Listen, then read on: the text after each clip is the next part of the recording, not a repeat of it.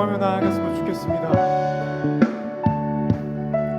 하나님, 우리가 부족하고 우리가 하나님께 나아가기에 너무나도 연약한 존재들이지만 주님, 이 시간 우리가 주님 앞에 나아가오니, 우리가 주님을 아버지라 고백하오니 주 우리를 기뻐 받아주시고 우리를 주의 자녀로 품어 주시옵소서.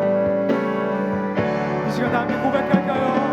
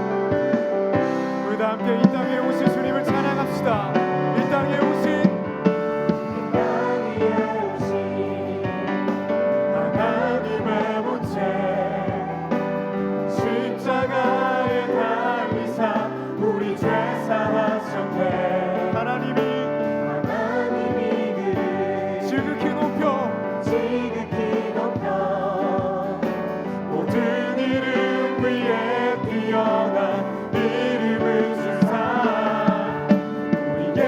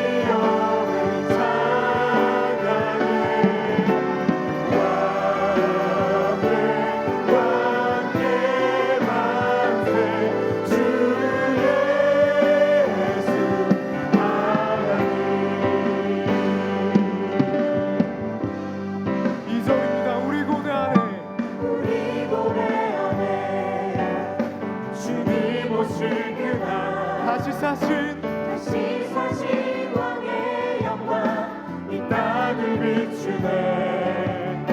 사탄의 권세는 주 앞에 무너져.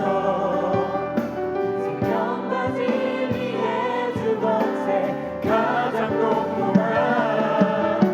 우리 예수 이름 앞에 전하고 모든 힘이 주를 시네. 영광 중에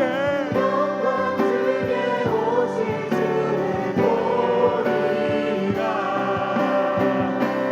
선포해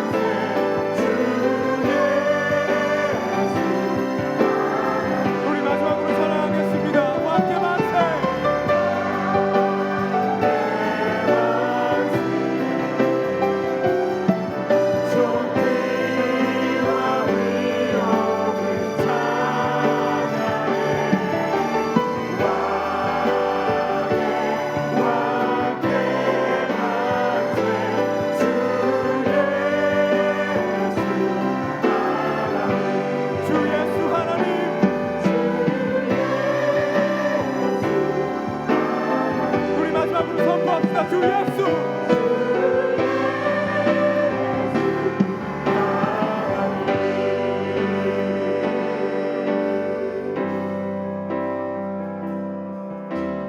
나의 가는 길 주님 인도하시네. 그는 보이지 않아도 날 위해 일하시네. 주 나의 인도자 항상 함께 하시네. 사랑과 힘 베푸시며 인도하시네. 우리 한 번 더 고백하겠습니다.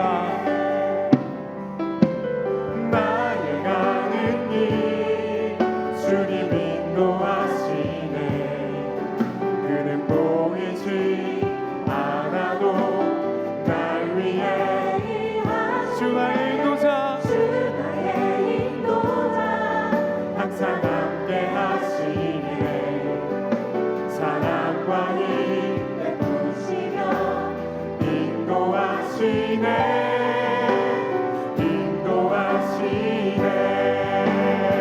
광야의 길을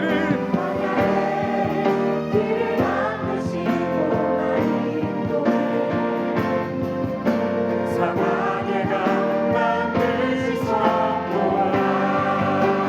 하늘과 땅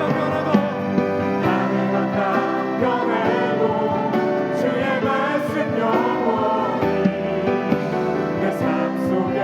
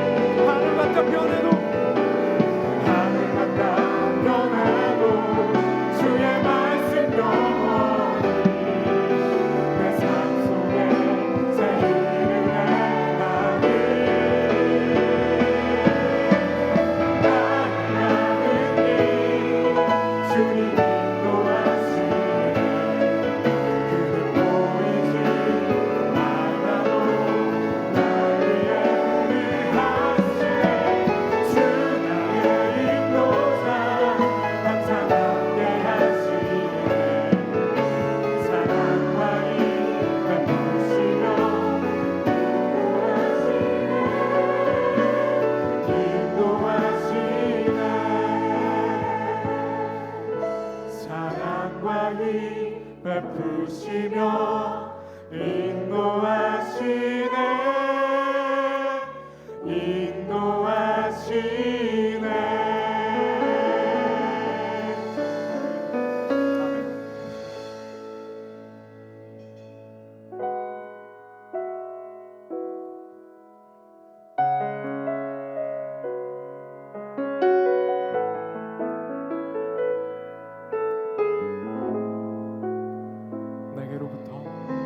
내게로부터 눈을 들어 주를 보기 시작할 때 주의 일을 보겠네 내 작은 마음 돌이키사 하늘에 꿈꾸게 하네 주님을 볼 때 모든 시선을 주님께 드리고 살아계신 하나님을 느낄 때 살아계신 하나님을 느낄 때 내 삶은 주의 역사가 되고 하나님이 일하기 시작하네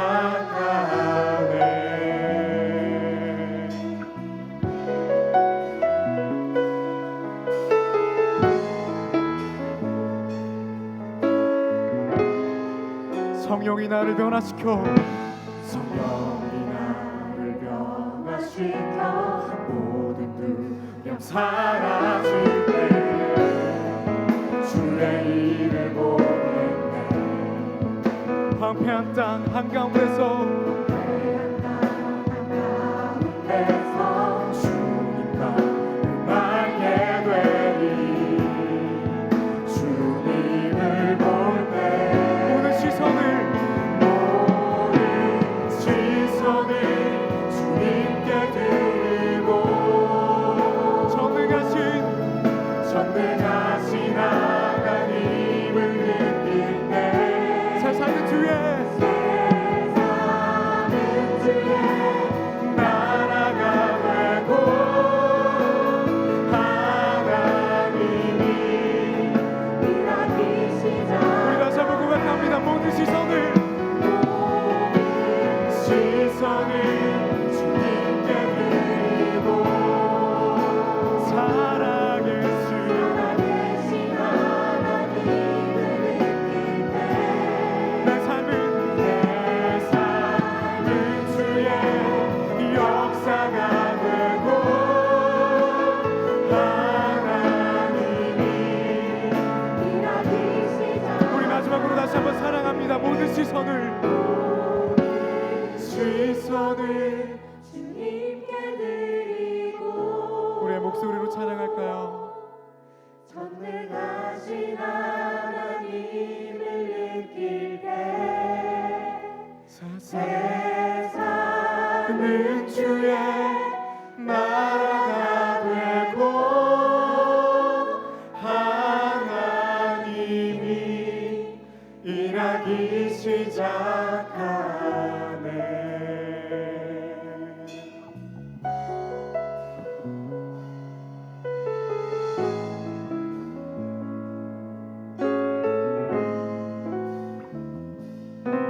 우리 이 시간 우리의 생각과 우리의 마음과 하나님께 향한 우리의 모든 것들을 이 시간에 함께 기도하면서 우리 예배로 나아가도록 하겠습니다. 다 함께 기도하시겠습니다.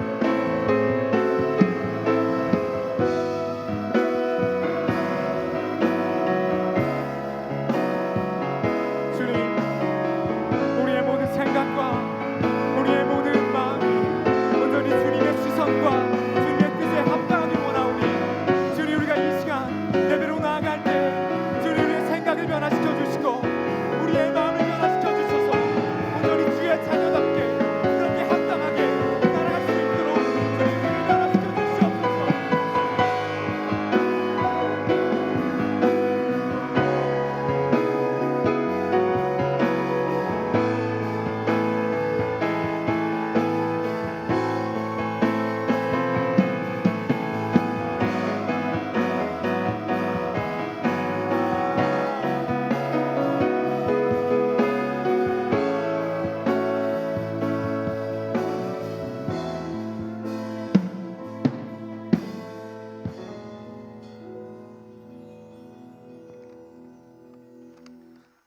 하나님은 영이시니 예배하는 자가 영과 진리로 예배할지니라. 예배하는 자를 찾으시는 하나님, 한 주간도 주님의 날개 아래 보호주셨다가 이렇게 주님의 전에 예배하게 하신 은혜를 감사드립니다. 우리의 연약함을 도우시는 주님, 새벽 이슬 같은 사랑하는 제일교회 청년들이 주님 앞에 나왔습니다. 여호와를 기뻐하라 그리하면 마음의 소원을 이루라 하는 주님의 말씀과 같이 삶의 모든 것을 성령께 마치고 주님의 기쁨이 되어 마음의 소원을 이루는 우리 청년들이 되게 하여 주옵소서. 지금 이 시간도 마음 아픈 상처와 육신의 질병으로 온 청년들 주님의 보혈로 깨끗하게 치료하여 주시고 취업과 배우자의 문제를 놓고 기도하는 청년들에게 형통의 길로 인도하여 주옵소서. 직장마다 가정마다 감사와 찬양이 넘치고 더욱 열심히 주님께 충성하며 주님께 영광 돌리게 하여 주옵소서. 믿음의 주여 온전케 하시는 예수님을 바라보며 세상 속에 살지만 세상에 속하지 않는 참된 믿음의 청년들이 되게 하여 주옵소서. 사랑의 하나님, 사랑하는 목자 고은 목사님의 건강을 붙들어 주시니 감사드립니다. 은퇴를 앞두고 계신 목사님의 목회 사역이 아름다운 마무리가 되게 하여 주시고 항상 지력과 능력과 성령의 힘을 주옵소서. 내일부터 시작되는 신정맞이 특별 새벽 기도회에 함께 나와 기도의 열매를 거두게 하시고 함께 예배드리는 청년들에게 주님의 사랑과 축복을 가슴에 담게 하여 주옵소서. 청년들의 찬양을 주님께 홀로 영광 받으시고 하나님의 말씀을 대하나를 허유한 목사님의 말씀으로 하나님의 음성을 듣는 저희들이 되게 하여 주옵소서. 예수 그리스도의 이름으로 간절히 기도드리옵나이다. 아멘.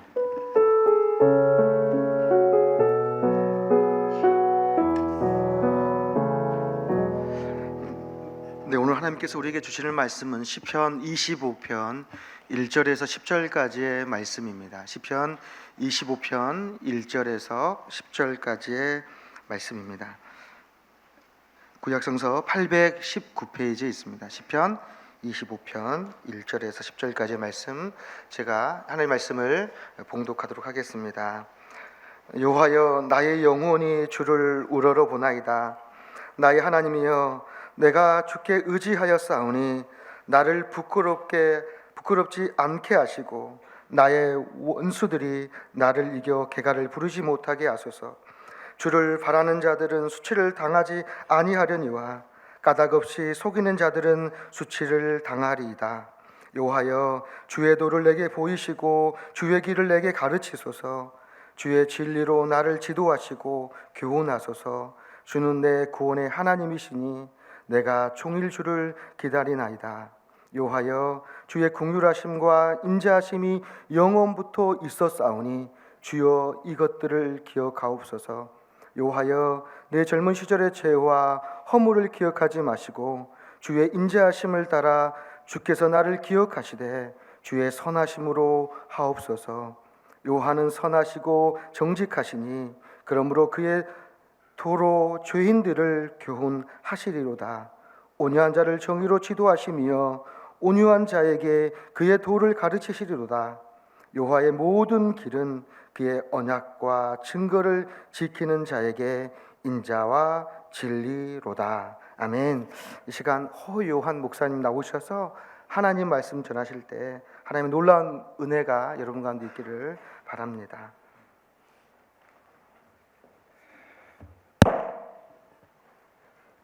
안녕하세요. 네, 잘들 지내셨어요? 네, 2주 만에 다시 또 뵙게 되어서 아주 반갑고 좋습니다. 오늘은 제가 갑자기 오게 됐습니다. 예정이 없이 갑자기 오게 되었는데요. 며칠 전에 아빠가 갑자기 안산제일교회에 설교하러 가게 되었다고 그랬더니 이제 가정 예배를 드리고 있었거든요. 그랬더니 저희 아이들이 저를 위해서 축복 기도를 해줬어요. 그리고 제가 딸이 하나 있고 아들이 하나 있는데 아내도 한 명 있습니다. 그런데 이 아들이 초등학교 1학년짜리 아들이 이렇게 기도를 했어요. 하나님, 아빠가 떨지 말고 열심히 준비한 거 잘하고 오게 해주세요. 그리고 좋은 결과 있게 해주세요. 그 좋은 결과가 뭔지는 저는 잘 모르지만 하나님께서 우리 예배에 좋은 결과로 일해 주시기를 축복합니다. 오늘은 우리가 봉독해 주신 시편 25편 말씀으로 마음이 바뀌는 기다림, 마음이 바뀌는 기다림, 이런 제목으로 말씀 나누겠습니다. 저는 낚시를 참 좋아해요. 시골에 살 때 아버지랑 함께 이렇게 그 바다 낚시를 종종 다니곤 했는데, 갯바위에 앉아가지고 그 드넓은 바다에 낚싯대를 들이우고 낚시를 하면 기분이 아주 끝내줍니다. 근데 낚시를 좋아하는 것과 물고기를 잘 잡는 것은 꼭 비례하지는 않습니다. 이상하게 이 물고기들이 저를 싫어합니다. 제가 들여놓은 그 물고기 그 낚싯대에 애들이 오질 않는 거예요.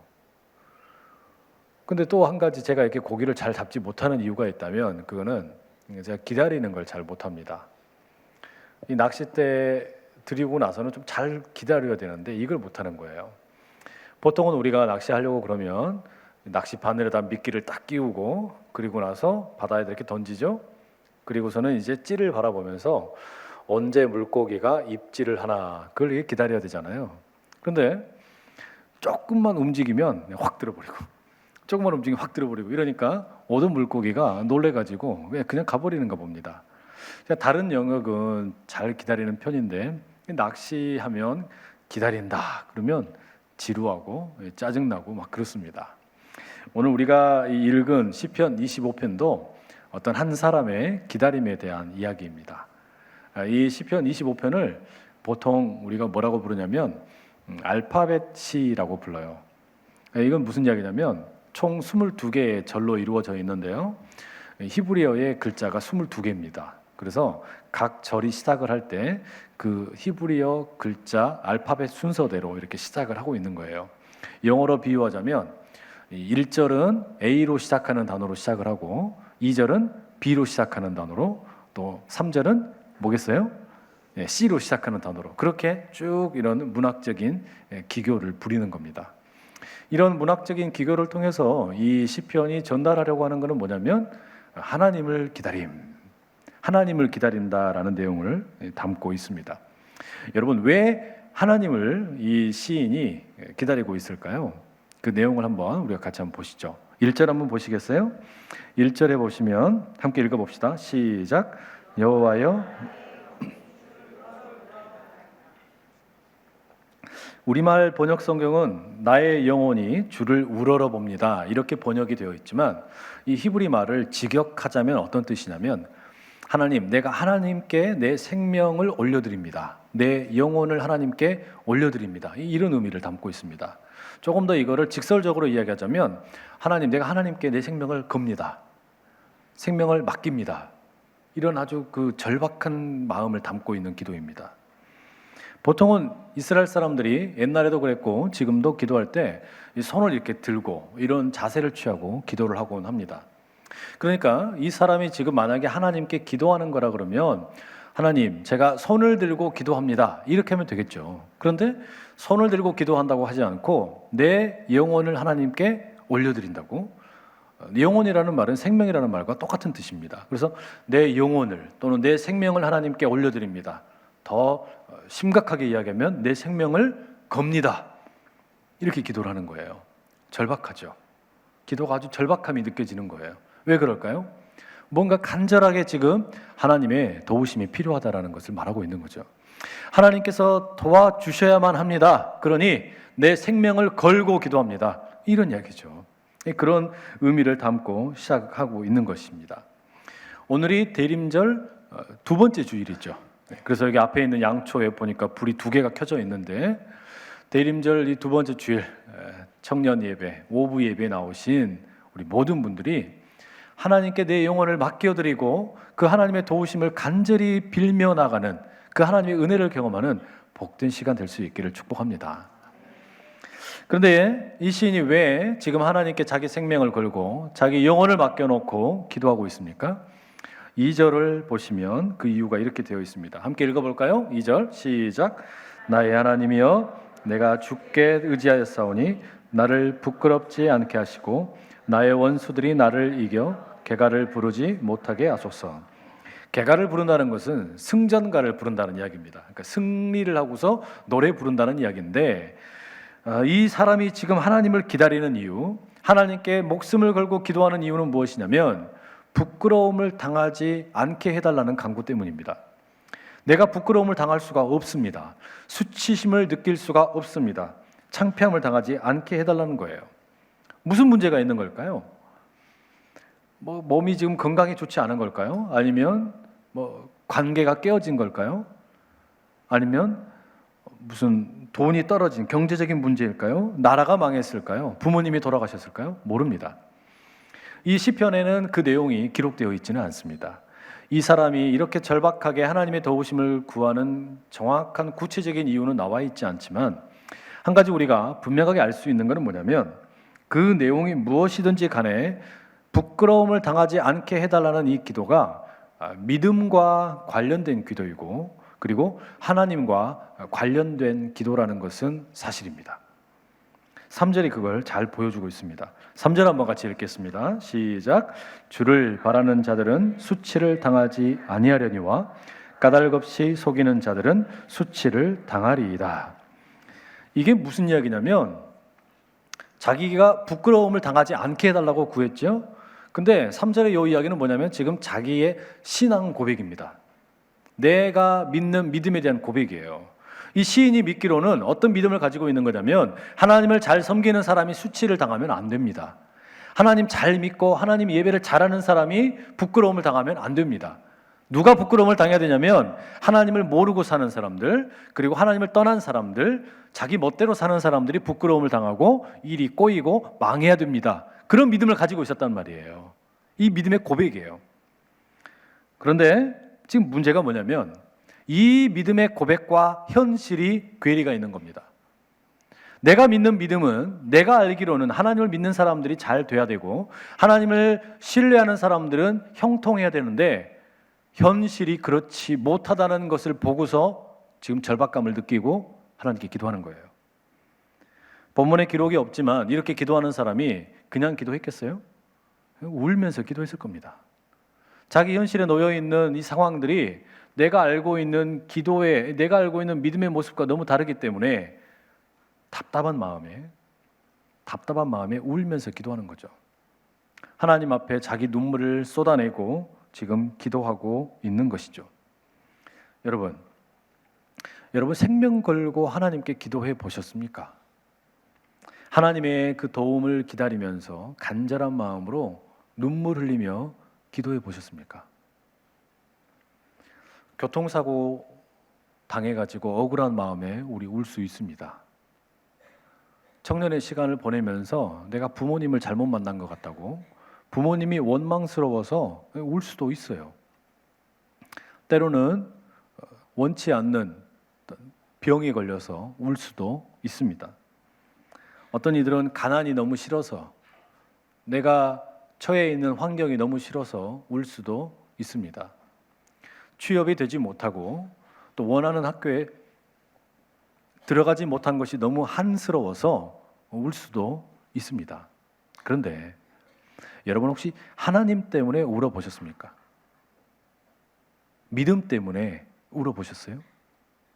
나에게 펼쳐져 있는 그 상황 때문에 우는 것이 아니라 이 상황과 관련을 해서 내 믿음 때문에 하나님 때문에 울어보셨냐고요. 이렇게 우는 울음은 그냥 나에게 주어진 어떤 상황이 불만족스러워서 우는 것과 조금 다릅니다. 이게 만약에 믿음과 관련이 되고 이게 하나님과 관련이 되면 그때부터는 믿음의 근본이 흔들리게 됩니다. 내가 알고 있던 것은 이런 게 아니었는데 어쩌다가 이렇게 되는 겁니까? 현실이 이해되지 않아서 우는 겁니다. 제가 얼마 전에 저는 페이스북을 하거든요. 얼마 전에 대학원에서 제가 같이 공부하던 어떤 목사님이 이 페이스북에다가 남겨놓은 글을 읽고 너무 가슴이 아프고 또 울었던 적이 있어요. 이 목사님이 외국에 나가서 그 유학생들을 대상으로 사역을 좀 오래 하셨어요. 유학생들이 외국에 이렇게 많이 살고 있는데 그런 지역의 한 군데 가서 이렇게 사역을 오래 하다가 이제 한국에 귀국을 했습니다. 그런데 쉽사리 사역지가 찾아지지 않아 가지고 고민을 하다가 다시 이제 교회를 이제 가게 되고, 또 하나님께서 이 목사님이 가정에 셋째 자녀까지 주셨어요. 그러니까 기쁨이 2배겠죠? 교회도 새로 이제 사역을 하게 되고, 그리고 자녀까지 하나님이 주셨으니 얼마나 기분 좋았겠습니까?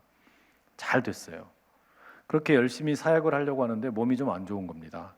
그래가지고 병원에 갔더니 큰 병원에 빨리 가라고 이 이야기를 들은 겁니다. 뭔가 좀 이상하다라는 생각을 가지고 병원에 갔는데 진단을 받았더니 급성 혈액암 진단을 받았다는 거예요. 그 내용을 덤덤히 자신의 페이스북에다 올려놨더라고요. 너무 화가 나서, 하나님께 화가 나고 또 짜증이 나서 메시지를 보냈습니다. 지금 어떻게 된 거냐? 지금 상황이 어떠냐? 몸은 어떠냐? 왜 그렇게 된 거냐? 어떻게 지금 치료를 하려고 하는 거냐? 이렇게 메시지를 보냈더니 답이 왔어요. 그 진단을 받고서 바로 입원을 해가지고 무균실로 들어가고 머리를 빡빡 밀고 이제 항암 치료를 받기 위해서 준비하고 있다고 기도를 부탁한다는 요청을 받았습니다. 화나더라고요. 도대체 하나님 왜 이러십니까? 왜 이러십니까? 하나님 한 분만 붙들고 살겠다고 목회자의 길을 걸어가는 이분을 왜 이렇게 힘들게 하십니까? 도대체 하나님 왜 이러시는 거예요? 하나님, 도대체 왜 하나님께 기도하러 가던 우리 엄마가 새벽 기도를 가다가 교통사고를 당합니까? 하나님, 왜 제 친한 친구가 하나님 예배하는 거 그렇게 좋아하고 청년부에서 봉사하는 거 그렇게 열심히 하는 제 친구가 여행을 갔다가 죽음이 되어서 돌아옵니까? 하나님, 우리 엄마 아빠는 교회에서 집사님으로 권사님으로 그렇게 열심히 섬기시면서 자그마한 사업체 하나 운영하고 있는데 도대체 왜 이렇게 되는 일마다 풀리는 것이 없고 이렇게 또 망하고 사업이 되지를 않습니까? 왜 이렇습니까? 하나님 때문에 웁니다. 믿음 때문에 웁니다. 내 눈앞에 펼쳐져 있는 현실이 나의 믿음의 고백대로 되지 못하기 때문에, 나의 믿음이 내 영혼과 일치가 하지 않기 때문에 하나님 때문에 우는 겁니다. 이렇게 되면 그 입에서 나오는 기도가 왜라는 기도밖에 없어요. 나 하나님 위해서 열심히 믿고 그렇게 열심히 기도하고 그렇게 열심히 공부했는데 내가 원하는 대학에 들어가지 못하고 내가 원하는 직장에 들어가지 못하고 또 내가 원하는 사람은 나를 좋아하지 않고 왜 이러냐고요. 이런 하나님의 도우심을 기다리며 울 때 우리 마음도요 같이 흔들립니다. 주님이 길이고 진리이고 생명이신 것은 우리가 유치부를 다닐 때부터 들어본 이야기이지만 우리 삶이라는 게 그렇게 단순하지 않습니다. 몇 가지 규칙을 가지고 다 해결되는 그런 삶이 아닙니다. 여러분, 이 몸뚱아리 하나만 해도 살과 뼈, 거기에다가 온갖 종류의 장기들이 복잡하게 얽혀 있습니다. 몸이 복잡해요. 근데 몸이 복잡한 것보다 더 훨씬 복잡한 게 우리 마음이라는 겁니다. 마음은 얼마나 많이 복잡한지 모릅니다. 그런데 그 앞에서 우는 겁니다. 이 복잡한 마음을 끌어안고 믿음 때문에 우는 겁니다. 왜? 하나님 도대체 왜 이런 일이 있는 거예요? 청년 여러분, 그리고 오후 예배 드리기 위해 이 자리에 나오신 여러분, 혹시 2015년을 사는 동안에 좀 사는 게 팍팍하고 힘드셨습니까? 그래서 기도할 힘조차도 없어서 입도 뻥끗하기 싫었습니까? 그러면 다시 한번 하나님 앞에서 왜라는 말밖에 할 수 없을지라도 기도할 수 있는 은혜가 다시 한번 임하기를 축복합니다. 그게 첫 번째로 주어지는 은혜예요. 너무 힘들면 우리가 울음도 안 나옵니다. 너무 힘들면 기도도 못해요. 그러니 우리 하나님께 다시 한번 도움을 구할 때, 하나님 도대체 나에게 왜 이런 일이 생기는 겁니까? 왜 내 뜻대로 되지 않는 겁니까? 울면서 매달릴 수 있는 우리 청년 여러분들, 울음의 은혜가 여러분들에게 임할 수 있기를 축복합니다.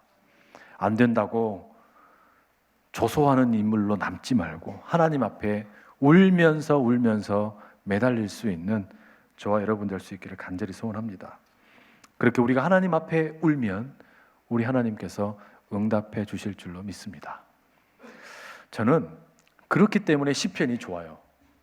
시편의 내용을 보면 이게 그 감정을 여과 없이 드러내는 시편들이 참 많습니다. 인생이 단순하다고 말하지를 않아요. 무슨 규칙 몇 가지로 모든 문제들이 다 해결된다고 말해주지도 않습니다. 심지어 믿음을 가지고 살아가는 사람들도 어려움이 있다는 것을 시편은 고스란히 보여줍니다.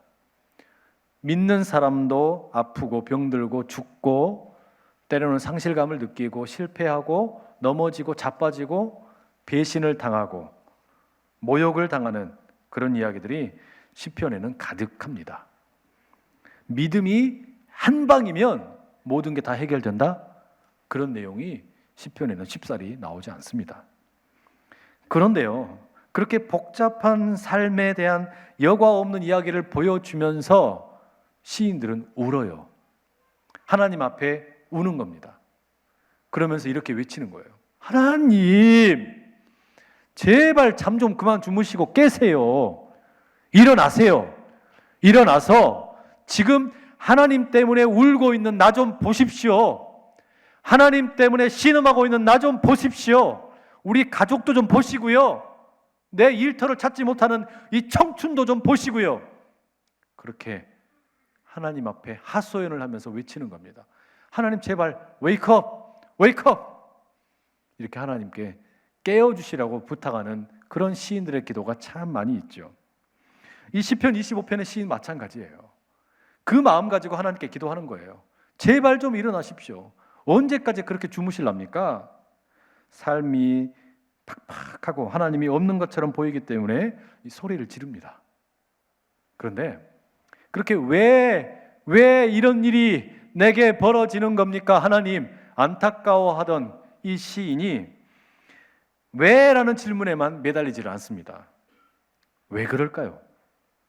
왜 이런 일이 나에게 벌어지고 있냐라고 묻기만 하면 절대로 살 수가 없기 때문이에요.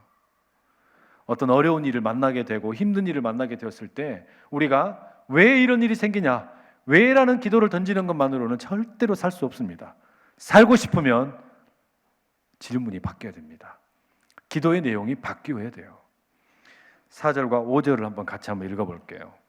4절 5절입니다. 시작.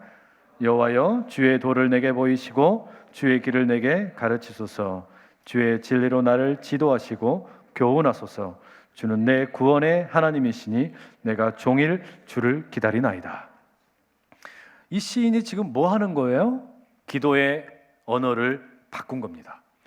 왜 하나님 나한테 이렇게 어려운 일이 있습니까? 나의 생명을 하나님께 맡깁니다. 내 이 영혼도 맡깁니다. 나의 이 결기를 보십시오. 울면서 기도합니다. 그런데 그렇게 왜라는 질문만을 던지는 게 아니라 그 다음이 중요하죠. 뭐라 그래요? 어떻게 살아야 합니까? 도대체 어떻게 살라는 말입니까? 그거를 이 시인은 뭐라고 표현했습니까? 하나님이 진리이시라면서요, 하나님이 길이시라면서요. 그러면 나한테 그 진리도 좀 보여주시고 길도 좀 보여주십시오. 하나님이 그 길을, 그 진리를, 그 방법을 가르쳐 주셔야 내가 살 거 아닙니까? 그 이야기하는 거예요. 어떻게 어려움을 극복할 수 있냐, 어떻게 이 고난과 함께 내가 살 수 있냐, 지금 그 이야기를 하고 있는 것이죠.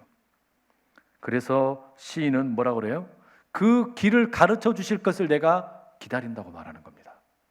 하나님께서 내가 어떻게 살아야 할지를 가르쳐 주실 것을 내가 온종일 기다리겠다는 거예요. 그냥 기다리는 게 아니라 하루 종일이라도 내가 기다릴 테니까 찾아오십시오. 내게 말씀해 주세요. 여러분 꼭 기억하십시오. 하나님한테 울면서 기도할 수 있는 게 은혜입니다. 하나님 앞에서 왜 이런 일이 벌어졌냐고 항의를 할지라도 대들면서라도 기도하는 게 은혜입니다. 그런데 그 왜라는 기도를 뛰어넘어서 어떻게 내가 살아야 되는지를 묻는 기도가 여러분의 기도의 언어가 되실 수 있기를 축복합니다. 어떻게 내가 살아야 됩니까? 나에게 진리를 보여주십시오. 길을 보여주십시오. 그렇게 기다리는 자에게 우리 하나님이 응답해 주실 줄로 믿습니다. 이 시인은 지금 살고 싶은 겁니다. 죽고 싶은 게 아니에요. 살고 싶기 때문에 여전히 믿음을 가지고 사는 사람이 모든 수많은 사람들 가운데 가장 행복한 사람인 걸 믿기 때문에 이렇게 기도하는 겁니다. 만약에 그 믿음이 없었다 그러면 왜라는 기도를 한 후에 돌아서 버렸겠죠. 왜? 하나님, 나에게 이렇게 어려운 일이 있어요? 보니까 하나님은 가짜네. 나 하나님 안 믿어. 돌아서 버렸겠죠. 그런데 어떻게 살지 가르쳐 달라는 것은 이 시인이 여전히 하나님을 믿고 싶은 겁니다. 하나님이 여전히 좋은 분이라는 것을 믿고 싶은 거예요. 하나님을 믿고 사는 인생이 가장 좋은 인생이라는 것을 믿고 싶다는 말이죠. 그 믿음의 고백이 여러분의 심정 깊은 곳에서부터 끌어올려질 수 있기를 축복합니다. 여러분, 느닷없이 찾아온 불행이 있어도 주님을 믿고 싶다고 간구하는 사람, 하나님께서 절대 모른 척하지 않으십니다. 하나님이 응답해 주실 줄로 믿습니다. 왜 내가 가지고 있던 재산이 다 사라지고 내 자녀들은 다 죽어버리고 내 친구들도 다 나를 떠나버리고 심지어는 내 몸이 병들었냐고, 나는 왜 태어났냐고 자기 생일을 저주했던 인물 욥이라는 사람이 있었죠. 그 비극 가운데 있던 사람을 하나님 만나 주셨습니다. 그 비극 가운데서도 하나님께서 그 욥을 살게 해주셨어요. 모압 땅에 이민을 가서 살던 나오미라는 여인이 있었습니다. 근데 거기에서 남편이 죽어버리고 두 아들도 다 죽어버렸어요. 결국 빈털터리가 되어서 고향 땅으로 돌아왔습니다. 이제는 나를 나오미, 기쁨이라고 부르지 말고 내 이름을 마라, 괴로움이라고 불러라고 했던 여인이었습니다. 그 여인에게도 하나님께서 찾아가 주셨고 만나 주셨습니다. 우리 주님께서 여러분들의 삶의 현장에도 불행이 불청객처럼 찾아왔다 할지라도 왜라고 기도하고 어떻게 살아야 될지를 물을 때 만나주시는 좋으신 하나님이시는 걸 기억하시기 바랍니다. 박노해라는 시인이 있는데 이분이 기도에 대해서 기도는 나의 힘이라는 시에서 이렇게 노래를 하더라고요. 한번 들어보시죠. 힘 있는 자는 기도하지 않는다. 돈 많은 자는 기도하지 않는다. 성공한 자는 기도하지 않는다. 그들은 기도하지만 기도드리지 않고 그들은 하늘을 부르지만 오직 땅에다 대고 땅 위에서 이루어지기를 바랄 뿐이다. 어린아이의 천진한 기도는 하늘에 닿는다. 무력한 자의 간절한 기도는 하늘에 통한다. 정의를 위해 외치는 기도는 하늘을 울린다. 이 지상에 의지할 데 하나 없어 하늘밖에 없고 아무것도 가진 것이 없어 기도밖에 없는 자의 하늘을 향해 울부짖는 기도는 땅에서 배반당하지만 하늘에 통하는 기도는 그 가슴에 하늘이 깃들어 마침내 사랑의 힘으로 땅의 권력을 갈아내리라. 이 기도의 능력이 저와 여러분의 기도의 능력 될 수 있기를 간절히 소원합니다. 도저히 살 수 없을 것 같은 지경에 놓인 사람일지라도 우리 하나님께서 만나주시면 살 수 있습니다. 청춘의 때 아무리 힘들다고 말해도 하나님 손에 붙들리면 살 수 있습니다.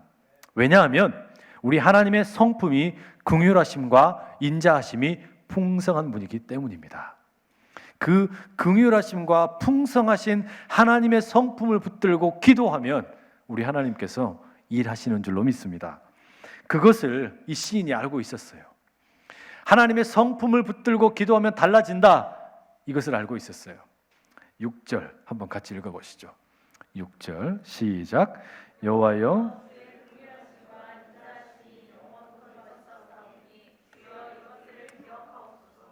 네, 시인은 기도할 때 무턱대고 하지 않았습니다. 기도할 때 내가 무엇을 붙들고 기도해야 될지를 알고 있었어요. 내 생명을 걸고 내 영혼을 걸고 기도하는데 내가 무엇을 붙잡아야 되냐? 하나님의 성품을 붙잡아야 된다. 하나님의 인자하심과 하나님의 긍휼하심의 성품을 붙잡고 기도하는 거, 이건 너무 중요한 거죠. 이 구약학자들은 이 하나님의 인자하심과 긍휼하심이 대표적으로 가장 잘 드러나는 본문이 출애굽기 34장이라고 이야기합니다. 그 이야기에 보면 이스라엘 사람들이 모세를 통해서 이제 애굽에서 빠져나와 가지고 시내산에 이르렀을 때를 배경으로 하죠. 모세가 시내산에 올라가 하나님으로부터 율법을 받기 위해 이제 돌비를 들고 갔어요. 그런데 시내산 밑에 남아있던 사람들은 자기들을 이 애굽에서 구원해 주신 분은 우리 이 뭡니까? 금 송아지가 우리 하나님이라고, 그 송아지 만들어 놓고 좋다고 춤추면서 우상을 숭배하고 하나님을 배신했습니다. 하나님이 그것을 보시고 너무 화가 나가지고 이런 썩을 것들 내가 다 멸절해버려야겠다 이렇게 마음을 먹으셨죠. 그런데 모세가 중보 기도를 하자 그것을 들으시고 하나님 마음을 돌이키십니다. 그리고 모세를 다시 시내산에 부르셔서 내가 누구냐? 내 성품이 이런 거다. 그것을 모세에게 이렇게 들려주십니다. 출애굽기 34장 6절에 이렇게 기록이 되어 있어요. 여호와께서 그의 앞으로 지나시며 선포하시되 여호와라 여호와라 자비롭고 은혜롭고 노하기를 더디하고 인자와 진실이 많은 하나님이라. 우리 하나님 정말 대단하지 않습니까? 우상 숭배해서 그 눈앞에서 금송아지 만들어 놓고 배신 때리고 있는 이 백성들도 용서하시고 품으시는 긍휼과 인자하심이 많은 것이 우리 하나님의 성품입니다. 이렇게 하나님의 성품을 기억을 하고 기도하면서 동시에 이 시인은 7절에 이렇게 이어서 기도합니다. 한번 같이 한번 읽어보시죠. 7절 시작. 여호와여 내 젊은 시절에 죄와 허물을 기억하지 마시고 주의 인자하심을 따라 주께서 나를 기억하시되 주의 선하심으로 하옵소서. 이 내용이 좀 뻔뻔하죠? 하나님께는 하나님 긍휼하신 분이니까, 하나님 인자하신 분이니까 그건 좀 잘 기억해 주십시오. 그러면서 동시에 뭐라 그래요? 내가 젊을 때 죄짓고 나쁜 짓 한 거 그런 거는 다 잊어버려 주십시오. 기억하지 말아 주십시오. 좀 뻔뻔하지 않아요? 지가 잘못한 것은 뭐 하는 거예요? 모른 척 해달라고 그러고 하나님한테 막 무조건 뭐 해달라고 그런 것 같아요? 도와달라고 그러는 거 아니에요 지금, 그죠? 그런데 희한한 게 하나님은 이런 이 정말 말도 안 되는 것 같은 이런 성품을 붙들고 기도하는 거, 이걸 기뻐하십니다. 여러분, 하나님의 긍휼하심과 인자하심을 붙들고 기도로 승부할 수 있는 여러분 되실 수 있기를 축복합니다. 그리고 좀 배짱 있게 나갔으면 좋겠어요. 하나님, 내가 젊을 때, 내가 뭐 이번 주에, 내가 뭐 얼마 전에 이런 안 좋은 일도 좀 했습니다. 그래도 하나님 좀 눈 감아 주십시오. 그리고 긍휼하심과 인자하심으로 나와 함께 해 주십시오. 이런 성품을 붙들고 기도하는 게 중요하다는 것을 제 아내가 잘합니다. 하나뿐인 아내가 잘합니다. 저는 본래 이 작은 것에 아내에게 좀 삐지고 그럴 때면 종종 이렇게 말을 안 합니다. 며칠 전에는요, 제가 자동차를 쓰기로 약속이 되어 있었는데 아내가 자동차를 먼저 가지고 나갔어요. 교회에서 하는 마더와이즈라는 프로그램을 참석하러 갔습니다. 안산제일교회도 하잖아요, 그죠? 전에 교회에서 하고 있었던 건데, 그런데 약속 시간이 됐는데 안 오는 겁니다. 약속을 지켜야죠. 그런데 못 오겠다고 그러면서 뭐라 그러냐면 마더와이즈 프로그램이 있는데 이 프로그램에서 고추장을 만든대요. 고추장 때문에 그래서 남편을 바람 맞추는 겁니다. 얼마나 화가 나든지. 그래서 어떻게 해요? 이미 차는 없으니까 그냥 지하철 타고 저는 약속 장소에 갔어요. 그리고 아내가 미안하다고 문자도 보내고 막 그 여러 가지 이모티콘 보냈는데 다 무시를 했죠. 그리고 이틀 동안 꿍하니 말 한마디도 안 했어요. 그랬더니 제 아내가 저에게 다가와가지고 이러는 거예요. 목사님, 원래 그런 사람 아니잖아요. 마음이 넓은 사람이 왜 그래요? 이러는 거예요. 저는 본래 밴댕이 소갈딱지 같은 아주 이 접살만한 마음을 갖고 있는 사람인데 앞으로 바뀌게 될 미래 저의 성품을 붙잡고 기도하니까 제가 그냥 용서해 줬습니다. 이게 성품을 붙들고 기도하는 기도의 위력이에요. 이건 물론 기도는 아니죠. 하물며 하나님께서 그 하나님의 인자하심과 긍휼하심을 붙들고 기도할 때 우리의 기도에 응답 안 하시겠어요? 하나님은 그 기도에 응답해 주실 줄로 믿습니다. 그런데 여러분, 하나님의 그 응답하심이 늘 우리가 원하는 대로 되지만은 않더라고요. 내가 원하는 방향이나 내가 원하는 시간에 이루어지는 것은 아닐 때가 많습니다.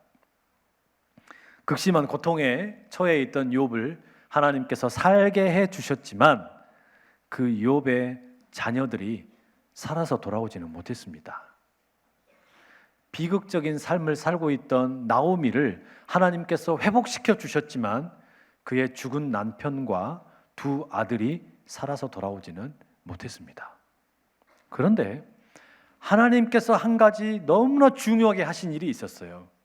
그게 뭐였냐면 욥과 나오미의 마음을 바꾸어 주셨습니다. 그들의 마음을 바꾸어 주셔서 이 비극적인 삶의 현실은 그대로 있지만 살 수 있는 용기를 불어넣어 주신 거죠. 하나님을 기다렸던 욥과 나오미의 마음을 우리 하나님께서 바꾸어 주신 것처럼 시인도 지금 그런 기다림을 가지고 있는 겁니다. 내 눈앞에 보이고 있는 이 현실이 바뀌지 않을지라도 이 마음은 바뀌게 해주십시오. 여러분, 우리의 기도도 때로 그렇게 기도해야 되지 않겠습니까? 내 눈앞에 펼쳐지고 있는 현실이 고스란히 그대로 있을지라도 그럼에도 불구하고 하나님 믿을 수 있는, 하나님 의지하며 나갈 수 있는 마음이 바뀌게 해달라고, 그런 은혜가 우리에게 있기를 축복합니다. 우리가 하나님을 믿고 기도하면 기적이 일어날 수 있습니다. 죽어가던 가족이 살아날 수 있고 망해가던 회사 또는 취업을 못하던 사람이 취업을 할 수도 있습니다. 그러나 때로는 아무리 내가 하나님을 기다려도 죽어가던 가족이 회복되지 못할 수 있고 경제적 형편이 나아지지 않을 수도 있습니다. 하지만 하나님은 우리의 마음은, 모든 사람의 마음은 바꾸어 주실 수 있는 위대한 하나님이십니다. 사람의 마음이 바뀌면 아무리 어려운 환경일지라도 살 수 있기 때문입니다. 그렇기 때문에 하나님께서 행하시는 기적 가운데 최고의 기적은 어쩌면 우리의 마음을 바꾸어 주시는 기적인지도 모릅니다. 그 마음이 바뀌어지는 기적이 여러분에게 임할 수 있기를 축복합니다. 현실에서 벌어지고 있는 일들이 너무 어렵고 힘들고 고통스럽고 눈물을 펑펑 쏟아야만 하고 때로는 말 한마디 할 수 없을 만큼 기도의 언어가 하나도 나오지 못할 만큼 절망스러울 그때에도 그 하나님께 내 마음이 회복될 수 있게, 마음이 돌이켜질 수 있도록 구하며 나가는 저와 여러분 될 수 있기를 간절히 소원합니다. 여러분, 마음이 바뀌는 기다림이, 그 기다림이 되기를 소원하는 사람은요, 시편의 126편 5절의 기록처럼 눈물을 흘리며 씨앗을 뿌릴 줄 아는 사람입니다. 우리는 눈물을 흘리며 씨앗을 뿌리는 사람이며 또한 그렇게 살아야만 합니다. 내 마음이 바뀌기를 기다린다는 것은 지금 당장 내가 뿌린 이 씨앗이 열매로 돌아오지 않을 수도 있다는 것을 인정하는 고백입니다. 지금 내가 눈물로 뿌린 이 씨앗이 내가 열매를 성취할 수 없을 수도 있다는 것을 고백을 하는 겁니다. 하나님께서는 그럼에도 불구하고 눈물을 흘리며 왜 하나님이 이렇게 어렵습니까? 기도하는 그 기도를 들으시고, 그럼에도 불구하고 어떻게 살아야 합니까? 하나님을 찾는 그 기도를 들으시고 하나님의 성품을 붙잡고 인자하신 하나님, 긍휼하신 하나님, 내 기도에 응답해 주십시오라는 그 기도를 들어주십니다. 그렇게 기도하는 사람은 하나님의 능력에 의해 마음이 바뀌게 될 것입니다. 그런데 놀라운 것은요, 마음만 바뀔 뿐만 아니라 내 시간표가 아니라 하나님의 시간표에 하나님의 방법대로 기쁨의 단을 거두게 하실 줄로 믿습니다. 그게 설령 내가 원하는, 내가 거둘 수 없는 것일지라도 다른 누군가가 내가 심은 기도의 씨앗을 눈물을 흘리며 뿌린 것을 거둘 수 있다는 이야기죠. 그렇기 때문에 하나님을 믿는다는 것은, 하나님의 사랑을 믿는다는 것은, 하나님의 신실하심을 믿는다는 것은 지금 당장 나에게 열매가 주어지지 않을지라도 눈물로 씨앗을 뿌리며 기도할 수 있다라는 말입니다. 저는 그 사실을 여러분들에게 제 이야기를 통해 좀 들려드리고 싶습니다. 저는 부친이 목사님이 있었습니다. 근데 지금은 이제 목회를 은퇴하시고 다른 목회를 하고 계십니다. 8개의 지교회를 거느리고 계시고요. 성도 수가 수십만을 헤아립니다. 엄청 크죠? 목회를 은퇴했는데 또 목회한다 그러니까 놀라셨을지 모르겠는데 이름을 해서 꿀벌 목회입니다. 아침이나 저녁이 되면 말벌들이 찾아오는데 그 꿀벌들을 죽이려고 오는 말벌들을 막기 위해서 돌보시고, 그리고 시시때때로 필요한 것을 꿀벌들에게 공급해 주시는 꿀벌 목회를 하고 계십니다. 하지만 제 아버지의 실제 목회는 그다지 자랑할 만한 것이 전혀 없었습니다. 시골에서 제 아버지는 교회를 개척하셨고 열심히 사역을 하셨습니다. 근데 이 아버지의 자그마한 소박한 소망이 있었다면 100명의 성도와 함께 예배하면서 아웅다웅 지내는 것이었습니다. 그런데 결국 아버지는 그 소박한 소망을 이루지 못하시고 은퇴하셨어요. 그런데 아버지가 눈물을 흘리며 씨를 뿌리셨던 거, 그게 아마도 저에게 열매로 맺혀졌나 봅니다. 하나님께서 과분하게 저에게 이렇게 좋은 안산제일교회 목회자로 저를 세워주셨어요. 이게 제가 잘해서 이 자리에 부름을 받은 것일까요? 저는 눈꽃만큼도 그렇게 생각하지 않습니다. 부모님께서 어려움과 고통 가운데에서 하나님 왜 이렇게 목회가 어렵습니까? 우시면서 눈물로 씨앗을 뿌린 것이 있었고, 그럼에도 불구하고 어떻게든 살게 해 주십시오, 그렇게 기도하셨던 것을 우리 하나님이 들어주셨습니다. 하나님은 눈물로 씨앗을 뿌리신 아버지의 기도를 저에게 응답을 해 주셨습니다. 그렇기 때문에 제가 겸손할 수밖에 없는 것이죠. 저는 아버지처럼 똑같이 눈물로 씨앗을 뿌리는 목회 그 사역을 준비하고 선배 목사님들이 걸어가셨던 그 길을 따라가려고 합니다. 그 열매를 누가 거둘 수 있느냐라는 것은 별로 중요하지 않습니다. 누가 내가 눈물로 씨앗을 뿌린 거 거두어 갈까? 그거 별로 그렇게 중요하지 않습니다.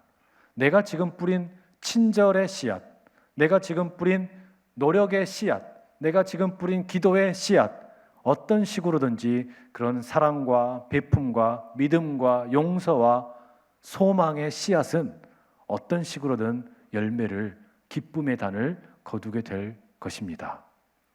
그렇기 때문에 우리는 눈물로 씨앗을 뿌리는 사람들입니다. 때로 저도 왜 이렇게 어렵냐고 하나님께 하소연할 수 있고, 그럼에도 불구하고 어떻게 해야 하냐고 하나님께 물어야겠지요. 그리고 긍휼하신 하나님, 인자하신 하나님, 제발 좀 도와주십시오. 그 하나님 성품 붙잡고 기도하겠지요. 여러분, 우리는 그런 사람입니다. 그리스도인은 그런 사람입니다. 우리 청년 그리스도인들은 바로 그걸 믿고 사는 사람입니다. 나의 청년의 때 내가 눈물로 뿌린 씨앗이 지금 당장 나에게 열매로 거두어주지 않을지라도 오늘 울며 눈물을 뿌릴 수 있는 그 믿음이 여러분 모두에게 있기를 축복합니다. 그 믿음을 가지고 눈물을 뿌리는 사람, 하나님께서 언젠가 하나님의 때에 기쁨의 단을 거두게 하실 줄로 믿습니다. 우리가 오늘 대림절 두 번째 주일 예배를 드리고 있습니다. 우리가 일반적으로 사용하는 달력은 1월 1일 시작을 해서 12월 31일이 되면 끝나게 됩니다. 하지만 교회에서 지키는 달력은 조금 다릅니다. 교회의 달력은 교회력이라고 하는데 이 교회력의 시작은 대림절부터 시작됩니다. 대림절, 그러니까 지난주부터 우리는 그 대림절 시작을 하고 일종의 새해 첫 번째 달을 이미 문을 연 셈입니다. 그런데 신기하고 놀라운 것은 이 교회에서 생각하는 시간의 개념이 시작부터 마지막을 함께 생각한다는 겁니다. 대림절이 되면 우리는 아기 예수님을 기다리죠. 그런데 아기 예수님만 기다리는 게 아니라 다시 오실 예수님을 또한 기다립니다. 그게 대림절이에요. 다시 말하면 교회는 새해를 시작하는 시작 지점의 마지막을 함께 이야기합니다. 교회는 그런 곳입니다. 교회는 시작하면서 마지막을 생각합니다. 이런 것을 가리켜 우리가 뭐라고 부르냐면 종말론적 시간이라고 부르죠. 왜 우리가 교회의 문을 열면서 닫을 날을 생각하고 있을까요? 그것은 내가 오늘 살고 있는 이 하루의 시간과 나에게 주어진 만남들 그리고 물질을 허투루 쓰지 말라는 이야기입니다. 언제가 마지막일지 모르기 때문에 정성을 다해서 최선을 다해서 살라는 것이죠. 주님이 다시 오시기를 기다리는 이 대림절 절기에 여러분의 마음이 바뀌어지기를 축복합니다. 우리의 마음이 이 땅의 소망을 두고 살아가는 마음이 아니라 다시 오실 예수 그리스도에게 마음을 두고 살아가는 종말론적인 마음으로 바뀌기를 축복합니다. 하늘의 마음을 두고 살아가는 멋진 그리스도인들이 다 되실 수 있기를 축복합니다. 그 믿음을 가지고 이 청년의 때에 내가 오늘 눈물을 흘리며 씨앗을 뿌릴지라도 그 씨앗이 기쁨으로 단을 거두게 될 것을 믿고 나가는 모든 안산 제1의 청년들 다 될 수 있기를 간절히 축복합니다. 우리 찬양팀 나와주시면 좋겠고요. 인터넷에 유명한 글을 남긴, 그래서 그걸 가지고 책을 만든 글배우라는 사람이 있는데요. 이 사람이 쓴 글 가운데 걱정하지 마라 이런 제목의 글이 있어서 소개해드리도록 하겠습니다. 걱정하지 마라. 공부를 많이 하면 공부가 늘고, 운동을 많이 하면 운동이 늘고, 요리를 많이 하면 요리가 늘고, 무언가를 하면 할수록 늘게 된다. 그러니 걱정하지 마라. 더 이상 걱정이 늘지 않게. 멋진 말이죠? 여기에 하나만 더 첨가하고 싶습니다. 걱정하지 마라. 인자와 긍휼이 풍성하신 하나님이 너의 기도를 들으신다. 여러분 자리에서 함께 일어나셔서 우리 이 찬양을 부르며 함께 같이 한번 고백하며 나가십시다. 주님, 내 예배를 받아주시고 내 기도를 받아주셔서 나의 삶에 일하시는 그 하나님, 왜 하나님 이렇게 어려운 현실입니까? 그럼에도 불구하고 어떻게 살아야 합니까? 우리 하나님께 부르짖으며 기도할 수 있는, 눈물을 흘리며 오늘 씨앗을 뿌릴 수 있는 역사가 우리 가운데 있기를 간절히 소원합니다. 같이 한번 찬양하겠습니다. 모든 상황 속에서 주를 찬양할지라.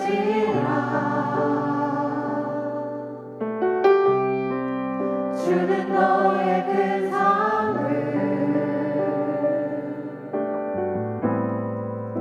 큰 도움이시라.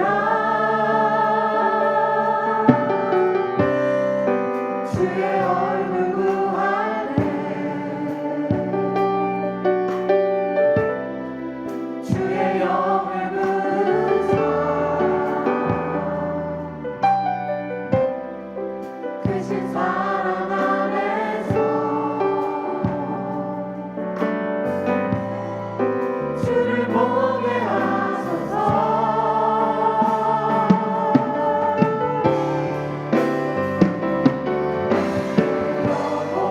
영혼이 확정되고 확정되어 싸우니 믿음의 눈 들어 주를 바라봅니다.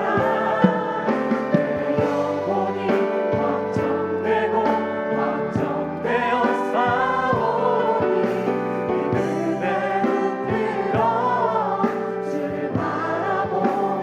내 영혼이 확정되고 확정되었사오니 내 영혼이 확정되고 확정되어 싸우니 믿음의 눈 들어 주를 바라봅니다. 내 영혼이 확정되고 확정되어 싸우니 믿음의 눈 들어 주를 바라봅니다. 우리 두 손을 들고 내 영혼이 확정되고 내 영혼이 확정되고 확정되어 싸우니 믿음의 눈 들어 주를 바라봅니다. 내 영혼이 확정되고 확정되어 싸우니 믿음의 눈 들어 주를 바라봅니다.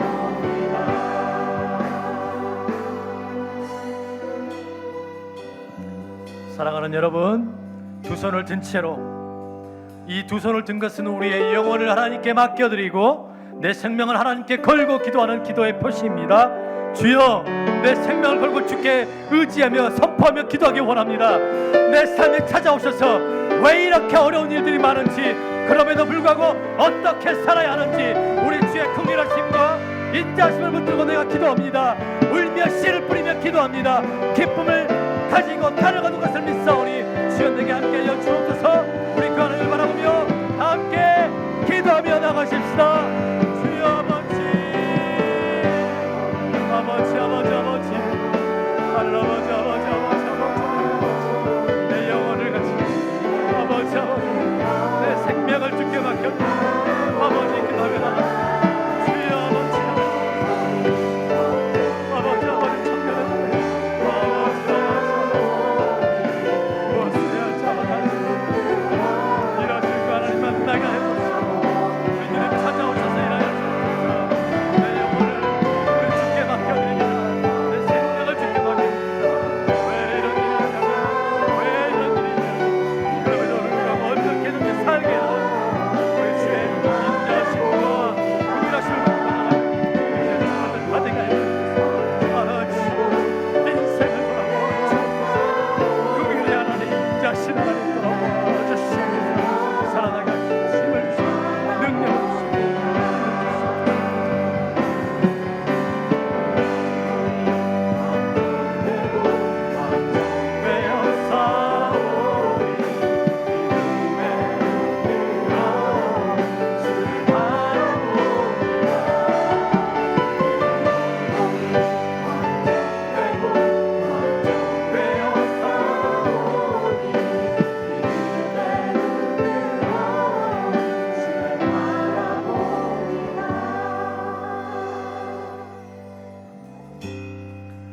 사랑하는 하나님, 정년의 때를 살아가며 힘겹게 씨름하며 신음하며 넘어져 있는 우리 청년들 일으켜 주시옵소서.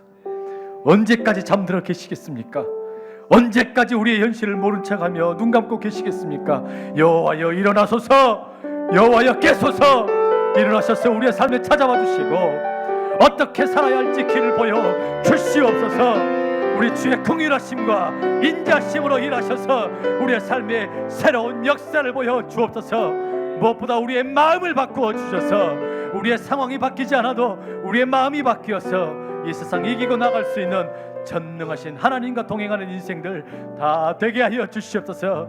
그리하여 오늘 눈물을 흘리며 씨앗을 뿌리더라도 우리 하나님 앞에 온전히 나가는 복된 인생들 다 되게 하여 주시옵소서.